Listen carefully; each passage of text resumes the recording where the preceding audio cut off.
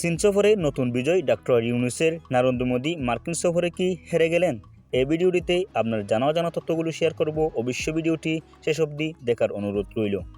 ভারতের প্রধানমন্ত্রী নরেন্দ্র মোদী যখন ভূ রাজনীতির গোলক বাধায় আটকে আমেরিকা সফর করছিলেন, খালি হাতে ফিরে আসেন তিনি। তখন বাংলাদেশের অন্তর্বর্তী সরকারের প্রধান উপদেষ্টা ডক্টর মোহাম্মদ ইউনূস চীনা রাষ্ট্রপতি শি জিনপিংয়ের সাথে বৈঠকের কূটনৈতিক সাফল্যের এক নতুন পথ তৈরি করেন।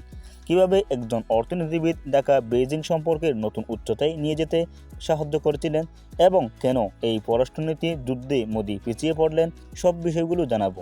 ডক্টর মোহাম্মদ ইউনূসের চীন সফর, বিনিয়োগ থেকে কৌশলগত কাজ কী, চীনা রাষ্ট্রপতি শি জিনপিংয়ের সাথে দ্বিপাক্ষিক বৈঠক বাংলাদেশকে $2.1 বিলিয়ন বিনিয়োগ, ঋণ এবং অনুদান পেয়েছে, যা দেশের অর্থনৈতিক সংকট কাটিয়ে উঠতে গুরুত্বপূর্ণ ভূমিকা পালন করবে বলে মনে করেন বিশেষজ্ঞরা। বাংলা বন্দর আধুনিকীকরণ, বিশেষ অর্থনৈতিক অঞ্চল উন্নয়ন এবং কারিগরি সহায়তায় প্রতি চীনের প্রতিশ্রুতি বাংলাদেশকে দক্ষিণ এশিয়ার একটি বাণিজ্যিক কেন্দ্রে রূপান্তরিত করতে পারে। 2028 সালের মধ্যে চীনি বাজারের শুল্কমাত্র প্রবেশাধিকার কমাবে এবং সাধারণ রপ্তানির সুযোগ পাবে। বাংলাদেশের রপ্তানি আয় উল্লেখযোগ্যভাবে সীমাবদ্ধ করবে। মোদী সরকারের আমেরিকা সফর এবং প্রত্যাশা বাস্তবতা কী হলো? প্রতিরক্ষা প্রযুক্তি সহযোগিতা বৃদ্ধির লক্ষ্যে সত্ত্বেও 2025 সালে ফেব্রুয়ারিতে মোদী তার মার্কিন সফরের সময় কোনো বড় চুক্তির স্বাক্ষর করতে ব্যর্থ হন।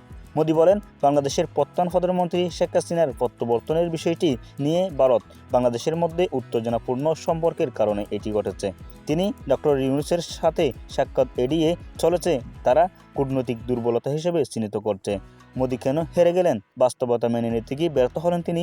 ডক্টর মোহাম্মদ ইউনূস সরকারের প্রতি ভারতের অপছন্দ এবং শেখ হাসিনাকে আশ্রয় দেওয়ার সিদ্ধান্ত বাংলাদেশের সাথে সম্পর্ক উচ্চ করার সাথে বাধা হয়ে দাঁড়িয়েছে। কৌশলগত দূরত্ব অভাব বেড়েছে। চীনের সাথে বাংলাদেশের ক্রমবর্ধ অংশীদারিত্ব ভারতের জন্য চ্যালেঞ্জ তৈরি করেছে। অন্যদিকে মার্কিন যুক্তরাষ্ট্রের সাথে আলোচনায় বাণিজ্যিক কৌশলগত সুবিধা অর্জনের মোদীর ব্যর্থতা তার পররাষ্ট্রনীতির সীমাবদ্ধতা প্রকাশ করেছে। এই কূটনৈতিক যুদ্ধে ডক্টর মোহাম্মদ ইউনূস প্রমাণ করেছেন যে তিনি কেবল একজন নোবেল পুরস্কার বিজয়ী অর্থনীতিবিদ নন, একজন বিচক্ষণ কূটনীতিকও।